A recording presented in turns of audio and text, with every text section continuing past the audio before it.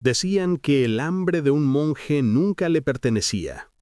Le pertenecía a la regla, una disciplina más antigua que cualquier hombre que intentara seguirla. Durante siglos, los monasterios de Europa vivieron bajo una promesa, que la moderación afilaría la fe, que una sola comida al día protegería mejor el alma que cualquier abundancia. Y aún así, las mismas manos que copiaban la regla registraron algo difícil de explicar.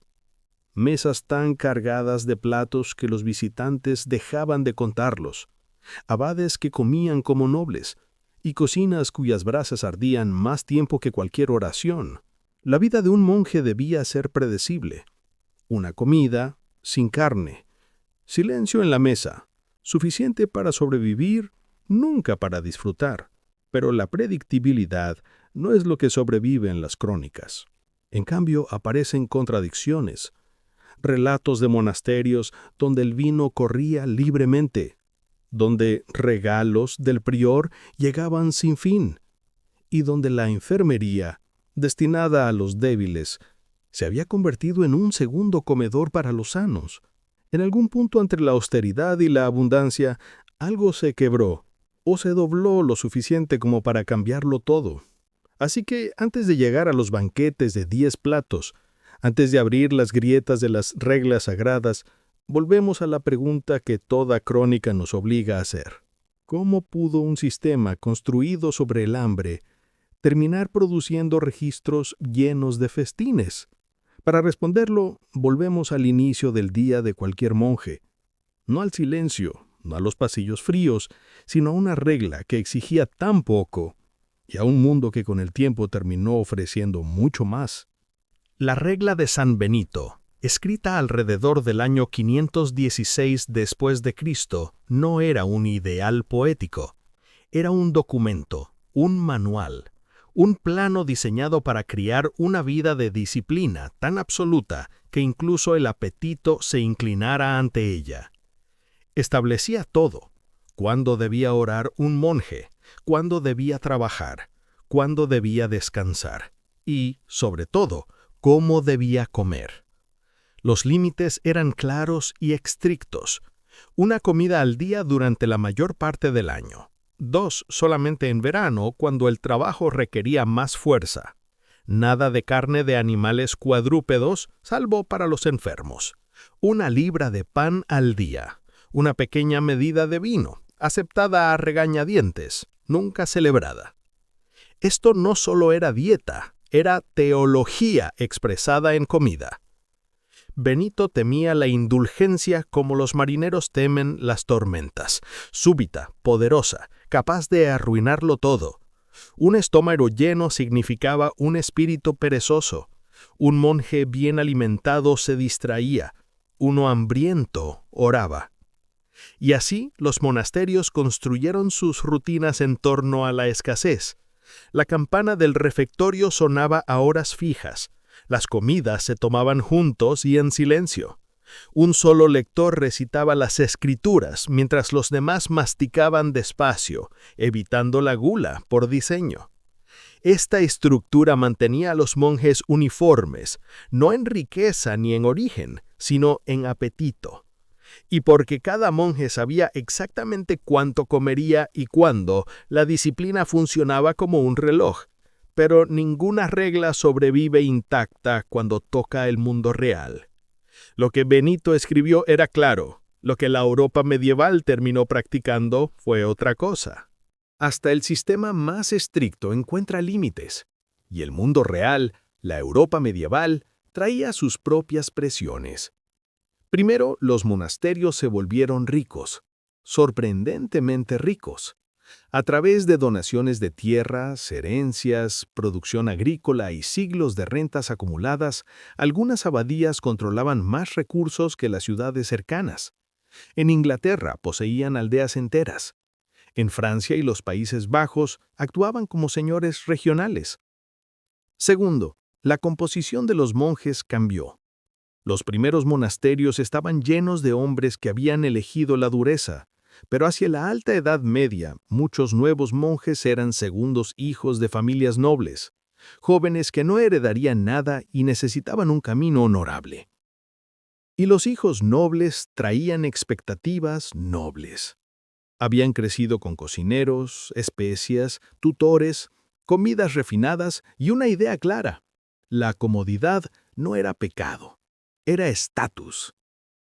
Para ellos, la austeridad de la regla no parecía una llamada espiritual, sino una sospecha de que generaciones anteriores quizás habían vivido mejor de lo necesario.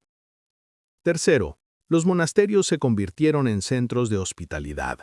Viajeros, peregrinos, reyes, obispos, todos pasaban, esperando ser alimentados.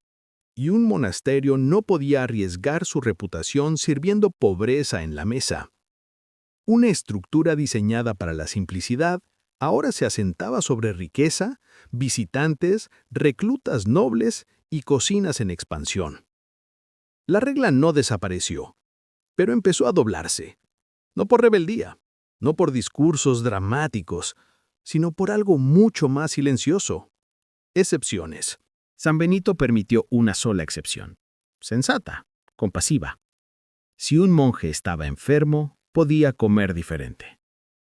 Más comida, comida distinta. Incluso carne. Era lógico, un cuerpo enfermo necesita más fuerza. Pero hacia el siglo XII, los cronistas comenzaron a notar algo extraño. Las salas llamadas misericordias, destinadas originalmente a los enfermos, se habían hecho grandes. Muy grandes. En algunas abadías la misericordia era casi del tamaño del refectorio y estaba llena de hombres que, al menos en los registros, se estaban recuperando. Un monje que quisiera comer carne podía hacerlo ahí. Un monje que quisiera evitar el silencio del refectorio, también. Un monje que quisiera porciones más generosas, igualmente. La excepción se había convertido en un segundo comedor. Y no era desobediencia. Era cumplir la letra de la regla mientras se invertía por completo su espíritu. La regla permanecía intacta en apariencia, pero las comidas ya no estaban moldeadas por el hambre, estaban moldeadas por la interpretación. Y la interpretación es terreno fértil para la indulgencia. Apareció otra brecha, más elegante aún. La regla decía que los monjes debían recibir comida igual a menos que el abad o el prior ofrecieran algo como un regalo. La cláusula asumía caridad. Los monjes la convirtieron en estrategia. Cuando Geraldo de Gales visitó Canterbury, observó algo sorprendente. Plato tras plato llegaba al prior, y el prior, sin siquiera tocarlo, lo enviaba inmediatamente a otros monjes como regalo. Lo describió casi como una coreografía. Bandejas moviéndose en procesión, servidores actuando, monjes comunicándose con señas porque hablar estaba prohibido. La regla no había sido violada, simplemente había sido usada. Y así nació el mecanismo perfecto para multiplicar platos sin romper ninguna norma. Ese fue uno de los primeros pasos hacia los banquetes de 10 platos. No fue rebeldía, no fue excesos descarados.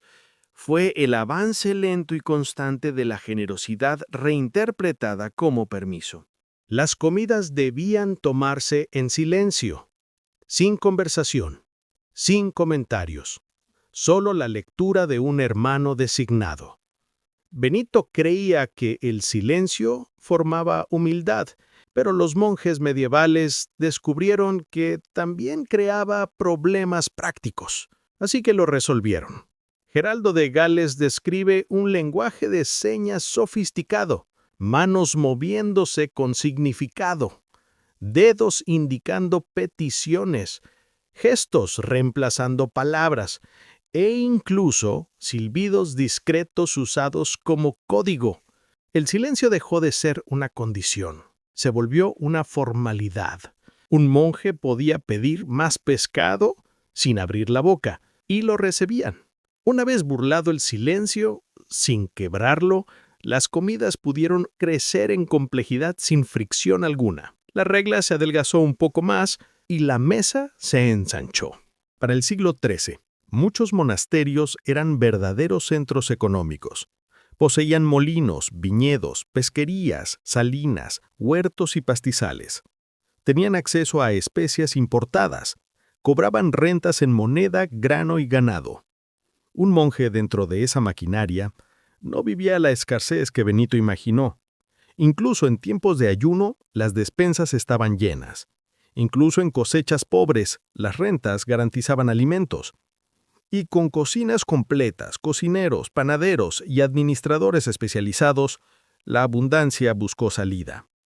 Los cronistas describen monjes comiendo pescados preparados de varias formas, aves asadas, platos con huevos y pimienta, salsas con leche de almendras, pasteles teñidos con azafrán, vinos, hidromiel, claret y jugos de frutas. No todos los días, no en todos los monasterios, pero sí lo suficiente como para ser registrado. La dieta ya no reflejaba la regla, reflejaba la economía del monasterio. Una de las fuerzas más decisivas y menos mencionadas fue la entrada de familias nobles en la vida monástica. Un noble rara vez llegaba con las manos vacías. Si una familia acomodada colocaba a un hijo en el monasterio, solía donar tierras, campesinos, derechos agrícolas, rentas anuales, molinos u olivares, aldeas completas. Estas donaciones no solo financiaban al hijo, fortalecían al monasterio entero. Y con hijos nobles llegaron gustos nobles. Esperaban platos condimentados, mayor variedad, carne ocasional, vinos de mejor calidad, comidas más cercanas al mundo aristocrático. La regla no cambió. Las expectativas sí. Y esas expectativas, una vez aceptadas, rara vez retroceden. La hospitalidad no era elección, era mandato. Reyes, obispos, estudiosos, peregrinos, todos viajaban y los monasterios debían alimentarlos. La hospitalidad exigía generosidad. El problema es claro. Una vez que la cocina prepara banquetes para invitados, la línea entre invitado y residente se vuelve tenue. Sobras reutilizadas, ingredientes especiales comprados en cantidad, cocineros con nuevas habilidades. Y poco a poco los propios monjes empezaron a comer mejor simplemente porque la infraestructura lo permitía. Para el siglo XIV, algunos monasterios funcionaban casi como hospedajes para la élite. ¿Y los hospedajes de élite no sirven a austeridad? Geraldo de Gales dejó los relatos más llamativos de este fenómeno. Describió mesas sobrecargadas, platos llegando uno tras otro, pescados y aves preparados de varias maneras, condimentos diseñados para despertar el apetito, bebidas tan variadas que la cerveza ni siquiera tenía lugar. En St. Swithins, los monjes se quejaron ante el rey Enrique II porque su obispo había reducido sus comidas de 13 platos a 10. El rey respondió: «Yo mismo me conformo con 3». Esa respuesta resume toda la tensión. Un sistema creado para suprimir el apetito había producido monjes que comían mejor que reyes. Volvemos a la pregunta central. ¿Cómo pudo una estructura construida sobre el hambre producir banquetes? La respuesta no es una sola causa, es una cadena. La riqueza dio a los monasterios la capacidad de almacenar abundancia. Los nobles aportaron gustos incompatibles con la austeridad. La hospitalidad normalizó la variedad. Las excepciones de la regla ofrecieron caminos legales para ampliar el menú. La interpretación permitió la indulgencia sin romper la norma. La naturaleza humana completó el resto. La regla no fue abandonada, fue estirada. Generación tras generación añadió matices, adaptaciones, excepciones, hasta que la mesa dejó de parecerse al ideal original. Los cronistas lo vieron con sorpresa, ironía y cierto cansancio. Lo que Benito diseñó para frenar el deseo terminó mostrando cómo el deseo siempre encuentra salida. No todos los monasterios festinaban. Algunos mantuvieron la austeridad. Otros siguieron la regla al pie de la letra. Algunos vivieron casi exclusivamente de pescado, pan y vegetales. La vida monástica variaba según región, riqueza, liderazgo y tradición. Los banquetes no representan al monacato entero, pero revelan una verdad universal. Toda regla, por estricta que sea, encuentra interpretación. Y la interpretación se vuelve tradición. Y la tradición se vuelve justificación. La regla sobrevivió. Su aplicación cambió. Suave, constante, inevitable. La historia profunda no trata de comida. Trata de cómo evolucionan las instituciones. Una regla creada para la pobreza prosperó dentro de la riqueza. Un sistema diseñado para la simplicidad creció dentro de la complejidad. Una dieta hecha para contener al cuerpo se volvió símbolo de estatus. Los monasterios no estaban aislados de las presiones que moldean a todos los grupos humanos: ambición, comodidad, jerarquía, interpretación, generosidad, reputación. La comida reflejó estas fuerzas con más claridad que cualquier otra cosa. Las riquezas pueden esconderse en libros contables, la abundancia en la mesa no. Entonces, ¿cómo reconciliar la contradicción? ¿Cómo pudieron hombres autorizados a comer una vez al día terminar sentados ante 10 platos? Entendiendo que la regla nunca trató solo de hambre, trataba de intención. Y la intención puede reinterpretarse. Los monjes que copiaron las palabras de Benito heredaron un mundo que Benito jamás conoció.